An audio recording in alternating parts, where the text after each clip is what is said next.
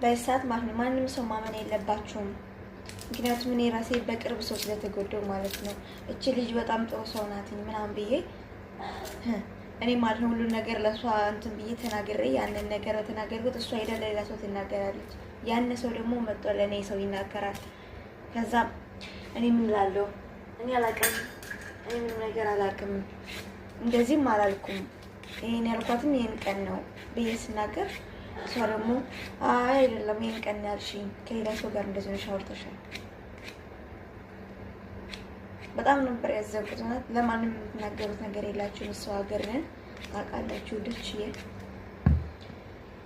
ቻላቅም ልክም የሚል ነገር አለ ነው ድርሽ የሚል ለማለት ፈልጌ ነው። ምንም ነገር ቢሆን ለራሳችሁ ብቻ ነው መያዝ ያለባችሁ። ምንም ነገር ቢፈጠርም የኋላ ታሪካችሁን መልሳችሁ መናገር የለባችሁም።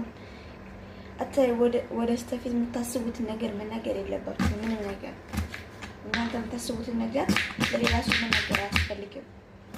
በቃ ያለፈው ታሪካችሁ እንኳን ምንም በቃ የተበላሸ እንኳን ቢሆን ያማረ ቢሆንም መናገር የለባችሁ። ለራሳችሁ ብቻ ነው መያዝ ያለባችሁ። እኔ አሁን ምንም ነገር አላውቅም ነበር ድሮ ላይ። አሁን ግን በጣም ነው ሰው ያበሰለኝ። በጣም በቃ እኔ የሆነ ነገር ጠይቄ ያንን ሰው በጥሩ መንገድ ተናግሬ ከሆነ ያንን ሰው ምን ያደርጋልኝ? መጥፎ ነገር ያደርጋልኝ ነው ብሎ ይናገራል። ያንን ሰው በቃ ልክ እንዳቃጣሪ ማለት ነው። ልክ እሷ ጥሩ ሰው ሆና እኔም መጥፎ ሰው እንዳደረገችው ማለት ነው። እና በጣም ነው የሚገርመኝ። በቃ የሌለ ነገር ሁሉ ስታወራ ለኔ ራሱ ገርሞኝ የት እንደመጣችሁ ሁሉ ገርሞኛል። እና ያን ሰው ነግራችሁት ያን ሰው ምን ልበላችሁ? በቃ ያንን ነገር አብስሎ ነው የሚናገርላችሁ። እናንተ በጥሬ ሰጥታላችሁ፣ እሱ ደግሞ በደንብ አብስሎ ነው የሚሰጣቸው። ስለዚህ ተጠንቀቁ። ይሄን ለማለት ነው። አመሰግናለሁ።